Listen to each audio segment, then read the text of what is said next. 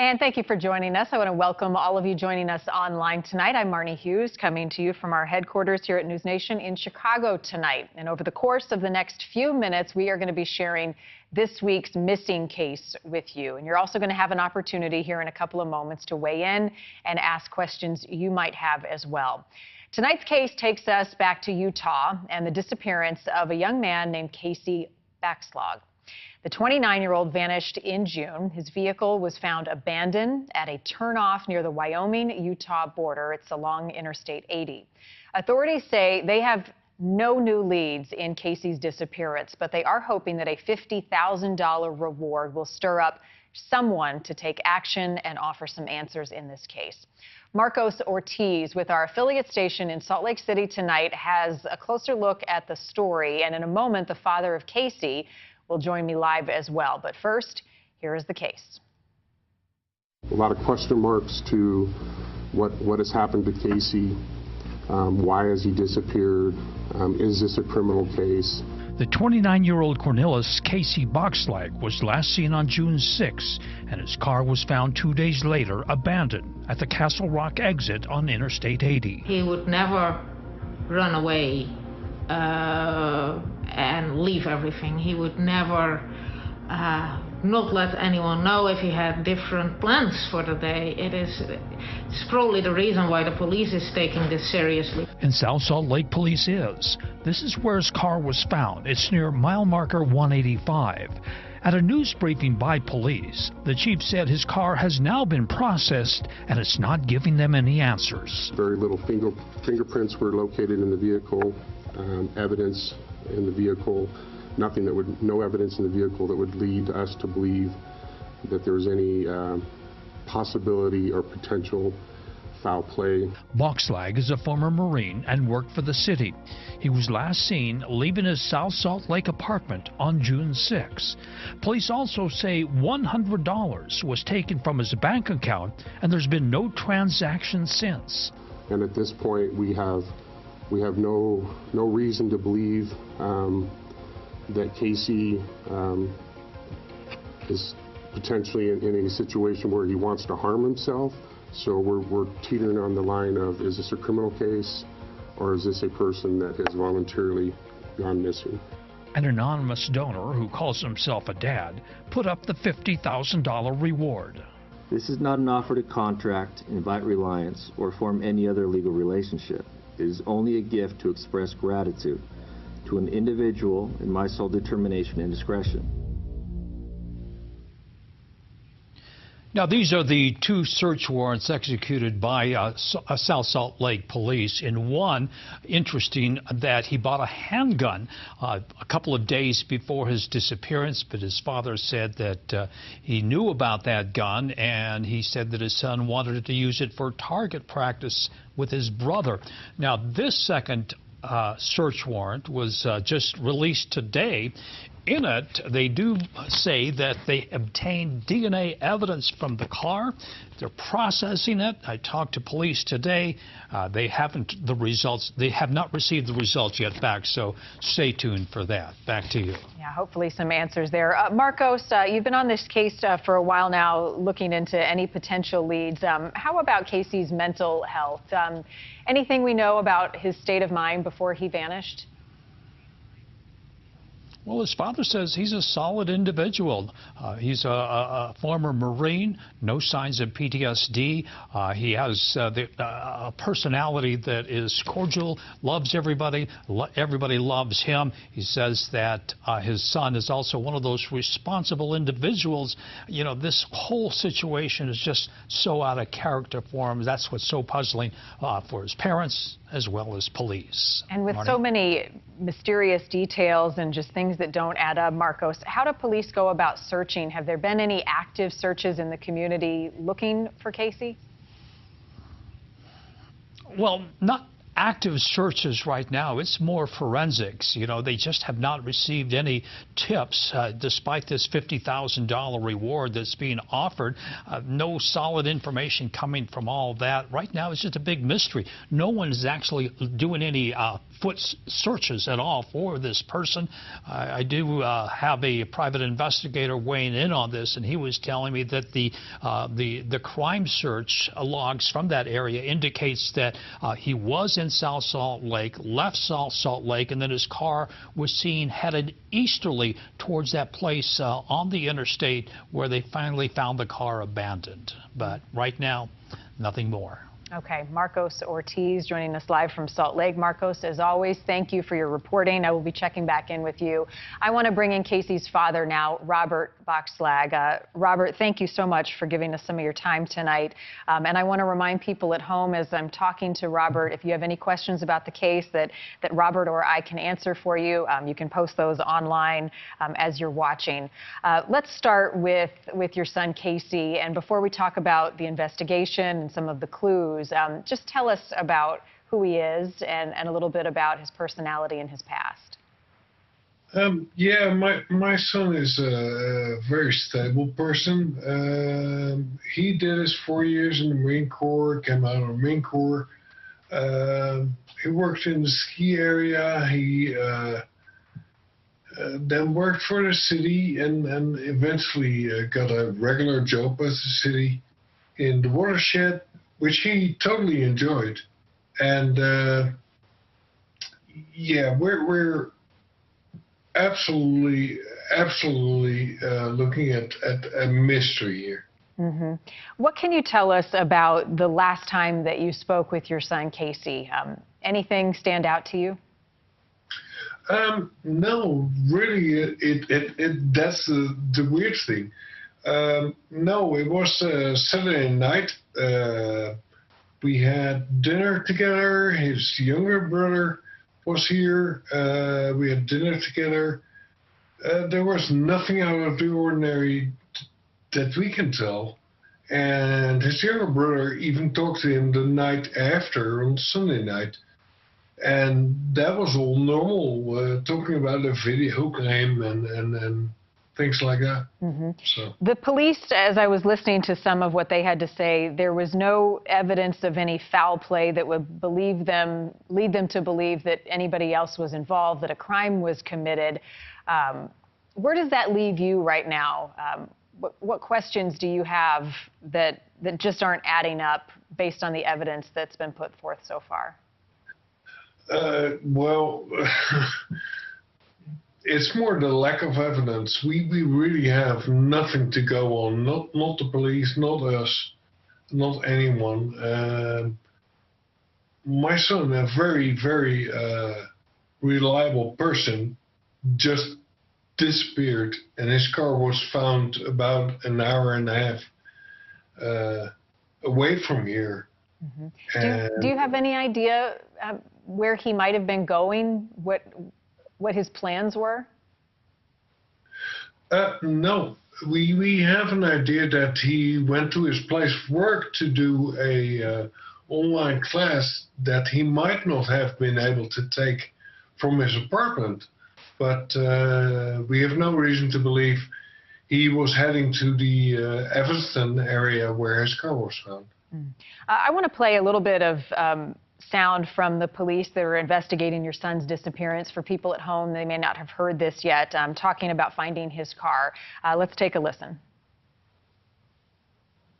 It was discovered that the vehicle plates, license plates, were removed from the car. Meticulously, the screws were put back into the license plate frame, and the vehicle was essentially clean in nature. Not a lot of personal belongings found in that vehicle. No evidence in the vehicle that would lead us to believe that there was any possibility or potential foul play involved. That was in plain sight. It was seen by a passerby that had called it in. We're not sure if it was wiped down, but there were very little prints located in the vehicle, very little evidence. Or evidence to believe that there would have been any foul play or injury to Casey when he left that vehicle. If somebody actually saw Casey with someone else during that time period where his car is located between where he leaves it there, that'd be information would be helpful to the case. You know, what stands out to me, Robert, is in a lot of these missing cases, police don't come out in front of the cameras and the microphones and offer a lot of information as they're continuing to look, but the officers there are very forthcoming about where they are and sort of the mystery behind this. How much are you in communication with police in this investigation? I communicate with the detective on this case, Detective Hansen. And Detective Hansen has been very forthcoming. We text, we make phone calls if necessary. So there's a good communication. Unfortunately, we haven't had any progress and still looking for Casey. It's so peculiar that, one, they didn't find a lot of prints on the car, but two, that the license plates had been removed. What do you make of that? From the license plates, I take that they were deliberately and they were removed in a fashion that people took their time. You know, it wasn't in a hurry. Yeah, that's what I take. What about this warrant that Marcos mentioned a moment ago, the second warrant that was issued today for DNA evidence? Anything more you can share that you've learned about what they're looking for and if they found anything? I think the police is just doing a thorough investigation of the car. You know, looking for fingerprints, DNA, whatever they can find in the car. And as I understand it, they didn't really find anything. Okay. How about his cell phone? Any digital evidence, a trail that can be followed? His cell phone was last pinged really close to his workplace. And after that, the trail totally gone dead, so we have no information about that. I have a question here, Robert, from one of our viewers. Her name is Katie, and she wants to know, do we know anything more about the money that Casey pulled from the ATM? What more can you say about that? All I can say is it's a regular withdrawal, about $100, or it was $100. Spending money to go to a food truck or stuff like that. Okay. How about the gun he purchased? What did he tell you his reason for purchasing it? I learned about the gun from the police. He purchased it on Sunday, the day before he was last seen on camera footage. It is a gun that he wanted to purchase probably for a longer time. He talked to his younger brother, and nothing out of the ordinary. Mm-hmm. What does your gut tell you? Is it out of character for your son to disappear if he needed some time alone? Does any of this make sense to you? Is that something that you could comprehend him doing? Unfortunately, it doesn't make any sense. My son is a very reliable person. He's the guy who would call you if he's 5 minutes late for dinner. You know, he would never do something that unexpected. Even if he wanted to disappear, he would at least tell someone.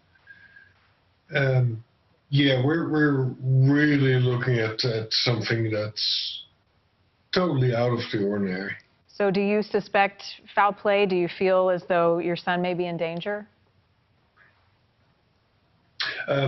We have the feeling, and it's totally unfounded and just being parents, but we have the feeling that something happened around noontime, downtown South Salt Lake, near his workplace, and someone either forced him to drive his car or someone drove his car and then took him. That's what I believe. Well, I know, Robert, there is now a $50,000 reward for information in the case. So if that is true and someone saw something happen, that information is critical for authorities. How did that reward come about? Do you know? I honestly don't. We had a smaller reward through my wife's work. And then through the police, we learned about the $50,000 reward. And it's an anonymous donor, which I don't know who it is.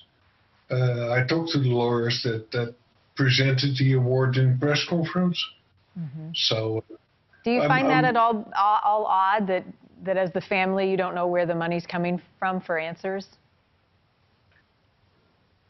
Well, you know, at the moment, whether I think it's odd or not, I just want to find my son. And whether that's $50,000 from Joe or Jack, I don't really care. Yeah, I understand. How hard is this for you and your family right now, just the unknown? You hit the nail on the head. That is the thing. It's the unknown. You know, if you know what happened to your son, say he's been in a terrible traffic accident or something, but we know nothing. Mm-hmm. And that's the worst thing. We've got another question for you here, Robert. This is from Mary, and she's watching on YouTube tonight, and she wants to know, has law enforcement spoken to any of Casey's friends to this point?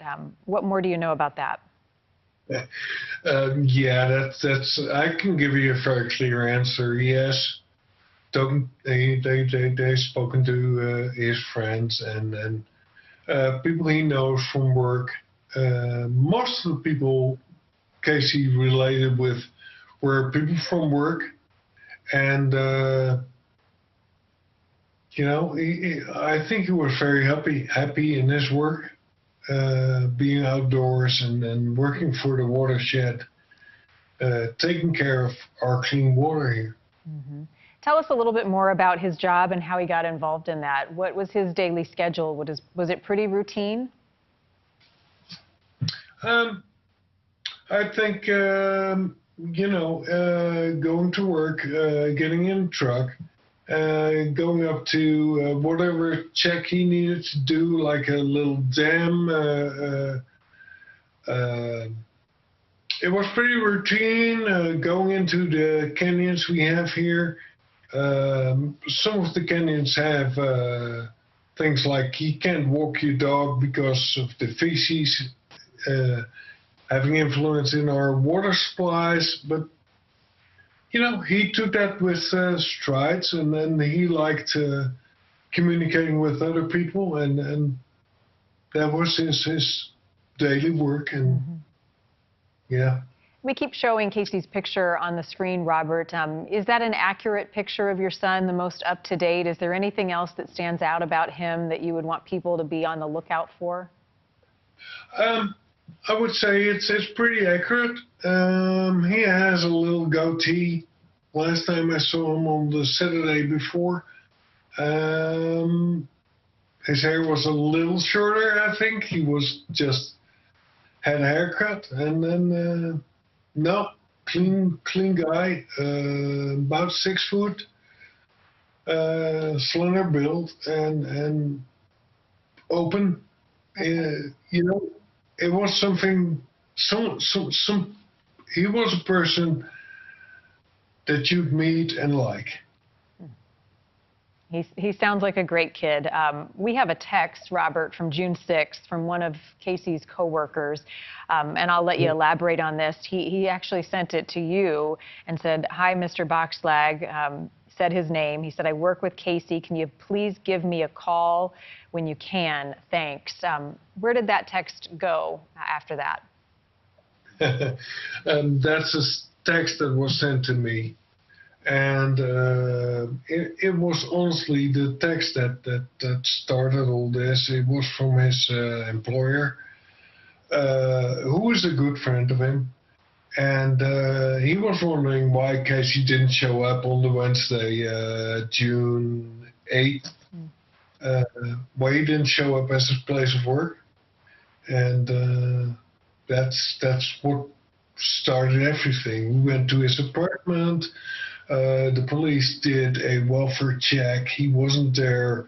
Then we discovered his car was missing, and the same evening, on that Wednesday, they discovered the car way out in Summit County, which is about an hour and a half drive from here. Abandoned, license plate removed, and as we learned later, very, very clean, which is not a very normal situation. His car is normally not clean? Normal, his car is clean, like he has no garbage, but the thing is that there were no fingerprints. Right, it had been wiped. When you look at his apartment, was there anything out of the ordinary in the apartment, anything missing or that stood out to you? To be honest, I haven't been in his apartment. I haven't been able to get myself to do that. The police has been in there 3 or 4 times. It seems that his apartment was just left like someone goes to work. Okay, not missing a suitcase or anything like that that would spark concern? No, not really. No. Robert, I asked this question to a lot of family and friends who are missing a loved one in the off chance that that person is on the receiving end of this interview or hears it somehow. And I regularly ask what you would say to your son now if you could speak to him. What would that be? Well, just let us know where you are. And then, you know, if you want to be somewhere else, but let us know you're okay. And, you know, that would be the best news we can get right now. Because the other news, we all know. Yeah. Right? It's not easy to come on and talk about this, and I know it's even much more difficult to live it, the unknown. And I really appreciate you coming on, Robert, and talking to us about Casey, who he is. And let's hope that getting his picture and his name and his story out there gives you guys the answers that you so desire. Thank you again, Robert Bokslag. We'll stay on it and come back when you've got some more news to share. Thank you very much. All right, my best to you. And as I mentioned, there is a $50,000 reward for information about Casey Bokslag's disappearance. You can contact the South Salt Lake Police Department or the Valley Emergency Communications Center. We've got those numbers on your screen. And if you have any information on another case that you think we should be following, a missing person that you'd like us to look into, you can contact our team, newsnationnow.com/missing. I'm Marnie Hughes, joining you tonight from Chicago. As always, thank you for giving us a little bit of your time. Our hope in doing all of these stories is that we bring answers to these families who are going through such a miserable and sad time. Let's hope this one ends in a really positive way. Thanks again. I'll see you next week, back here on Wednesday. Good night.